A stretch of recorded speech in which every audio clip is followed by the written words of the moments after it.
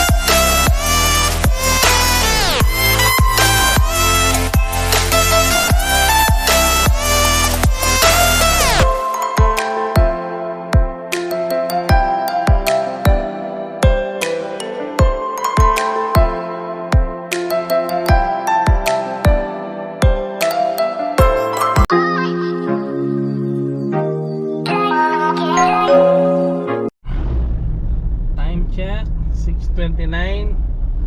Nandito na tayo sa Concepcion. Ang pangunahing negosyo ng mga tao rito. Most of all, may tracking. Yan, meron sila pinagkukuhanan na buhangin. Yan, meron silang kuwari dito. Kaya kung mapapansin nyo, ano una sa atin, may track. Yan.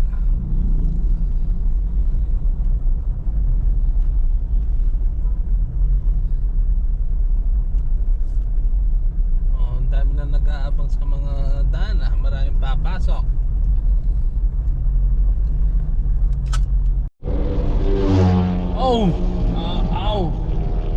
Grabe.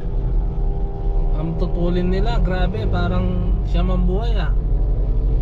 Ito ang hirap sa mga nakasingle na motor.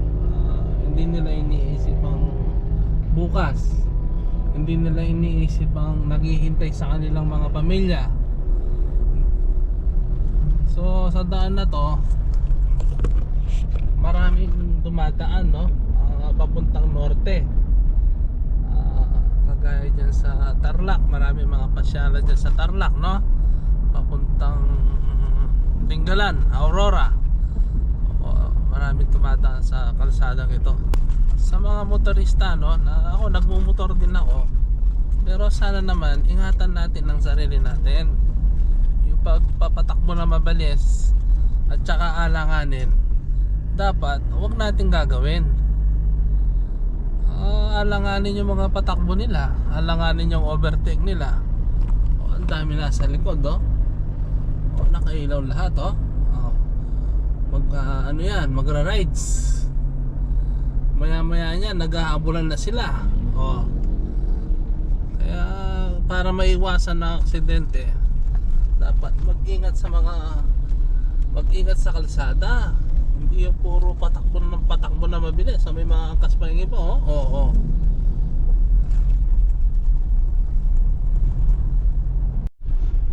Meron pinagbabawal na technique dito. Kailangan dito tayo dadaan para iwas traffic sa may intersection, no? Ito magigilid-gilid ka lang. Pero one way lang to. Hindi ka pwedeng sumalubong sa papunta rito. So pagkaliwa natin dito, yun na, tutumbukin na natin ang papuntang Capas National Shrine. Ayan. Kasi doon medyo matraffic doon, intersection yun Dito may iwasan ng konti yung traffic. Ito ang maganda sa Capas Tarlac, yung kanilang daan malapad,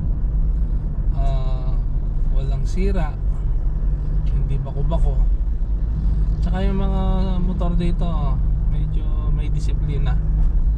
Karamihan, no, hindi naman lahat, pero halos nasa side sila, yan kanan. Hindi mo sila masyadong iniilagan. Medyo pa umaga na, no? Yung parang lapis na yon, yan. Taba. Medyo malayo eh. Yan. Yun ang tinatawag ng Capas National Shrine. Maraming mga bayaning sundalo ang mga nailibing dyan. Yung panahon ng gera, dyan sila inilagak ang kanilang mga labi. Yan.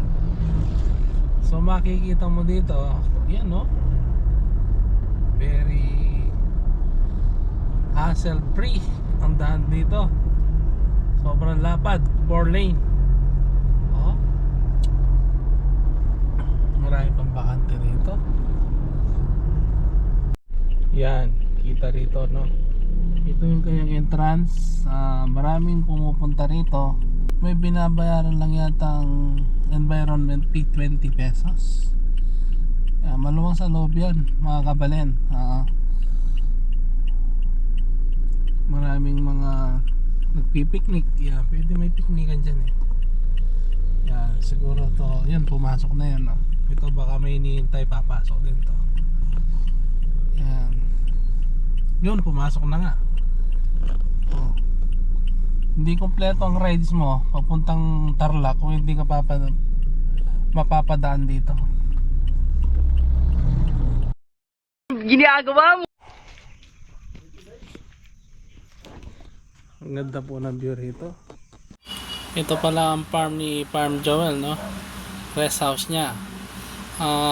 Pwede kayong pumasyal dito, hang out with the friends, family gathering, barkada hangouts. Yan. Open po for public, no? Kitang-kita nyo naman ang nature. Sobrang ganda, nakakatanggal ng stress. Kung nasa malayo ka, parang drawing lang, no? Pare, presko rito. Alamig, parang nasa Baguio. Dinaig pa ang Baguio lamig dito. Ito po yung may-ari, sa paring Joel, Hindi po, ano lang ako rito. Very humble person po. Ay, malinis naman, Pare, malinis. Ayun yung buko pa, hindi buko to, Hindi ano? buko yan. Yun doon, buko. Pero may mga buko sa ilalim. Yung binigay mo sa akin, pare, malaki-laki na. Ay, oo, may gano'n. Lalagay lang ako ng lamesa. Tapos maganda na yung tubo ng bangga. Oo nga, no. Pare, na sinasabi ko sa'yo, baka gusto mo. May tanim na ako doon. Yung malalaking bunga. Pag minsan samahan kita doon sa pinagbilang ko. Doktor may-ari nun. Gano'n. Walang daan. Paano siya nakakarating doon? Nakikiraan doon. Pero ito, kita mo naman. Ay, oo. Bounded by the highway. Very accessible siya, accessible. Masarap magkapilit sa umaga, Anong pangalan ng farm mo na to, pare? Wala akong pangalan eh. Wala Pero pang pangalan. maliwanag dito kasi merong mga... Oo, solar. May solar. May solar ka na pala dito. May solar. Ilang taon na yung bahay na to, pare? Bahay na Nagagawa lang yan lang, ano pa lang yan siguro, mga 10 months. 10 months pa lang. Kung gusto nyong mag-staycation dito, mag-overnight, inquire lang kayo. Ito yung may-ari, sasabihin natin sa iyo. Didirect ko kayo sa kanya, no? Yan mo lang yan. Titignan ko lang itong mga pinatago ko. Sige, pare. Ang daming ano dito, saging.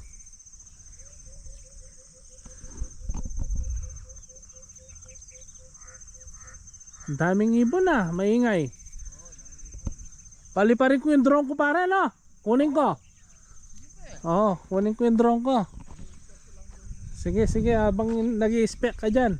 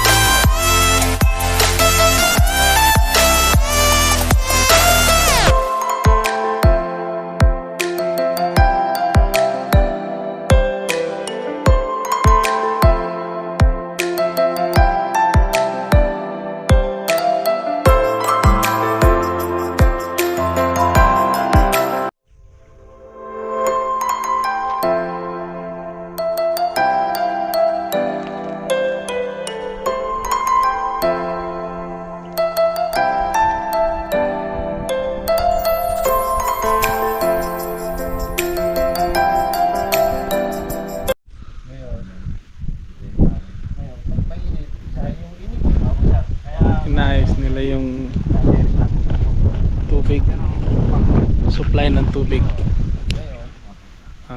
Solar ang pinaggagalingan ng kuryente nila. Si Parin Joel tinuturuan ng electrician.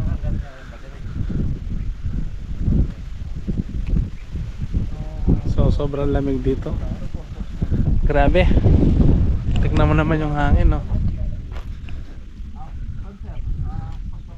Parang kang nasa Tagaytay.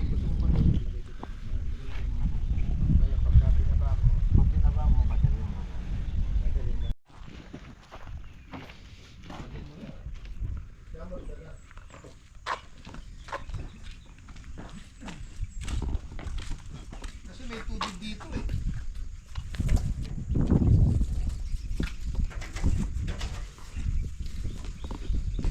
Anong tayo ito? Ibon? Opo, ano yan? Yung wak? Wak po. Yung wak. Yung nagbabantay dito.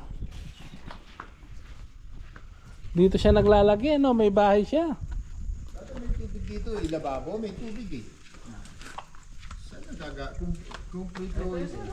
Ha? Diyan na lang nilalagay. Opo. Diyan na lang kinamit. Yan ang overflow.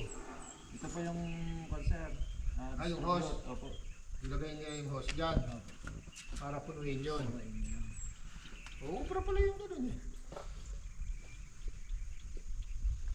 Yung hose na yun, connect doon, i-connect dito. Akyat yun.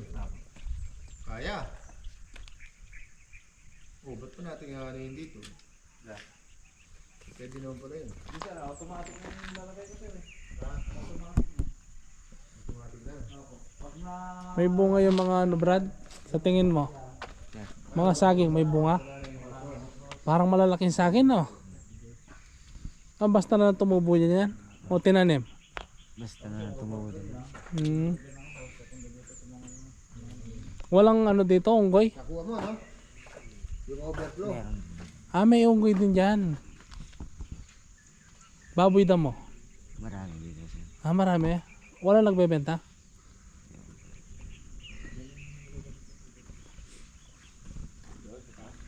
Sinawantirahan ng uwak. May tigabantay ka pare, huwak.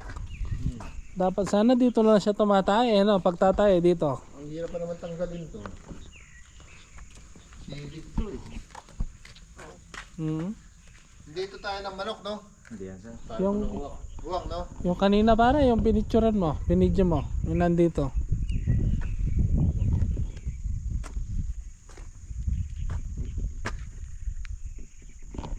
Hanggang saan yung sa'yo dito pare? Hanggang Yung sapa, pre.